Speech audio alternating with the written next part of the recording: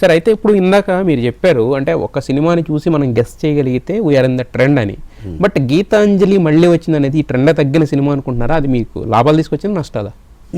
రెండూ లేదు, నష్టం రాలేదు, లాభం రాలేదు, బ్రేక్ ఈవెన్. బట్ అది ట్రెండ్ తగ్గ సినిమా అయినా ఆ లెవెల్ ఆఫ్ రైటింగ్ అసలు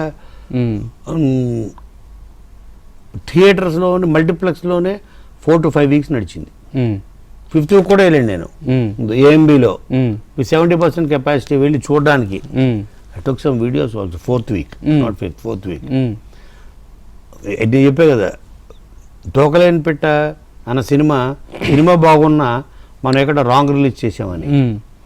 అలాగా ఐపీఎల్ పీక్స్లో ఉన్నటువంటి టైంలో టక్కన రిలీజ్ చేయాల్సి వచ్చింది. మరి ఎందుకు వేశారు? తెలుసు కదా మీకు ఆల్రెడీ అప్పటికే నిర్మాతగా కూడా ఎక్స్పీరియన్స్ వచ్చింది కదా సార్. తప్పని అడిగేసాం. నాకు అదే అబ్బా దిల్ రాజు రిలీజ్ చేసి దిల్ రాజు తన ఓన్ సినిమానే టక్కని తీసేయాడు, పోస్ట్పోన్ చేసి. ఏంటంటే అంటే మరి ఐపీఎల్ ఉంది కదా అని మరి నా సినిమా వేసేసారు. మీరు రిలీజ్ చేయలేదా?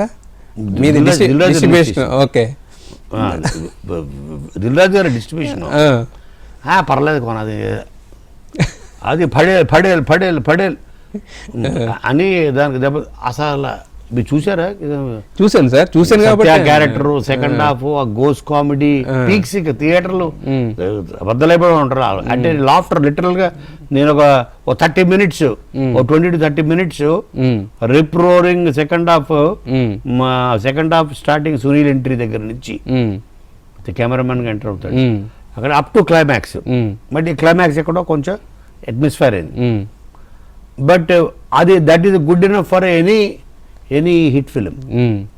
But timing was wrong.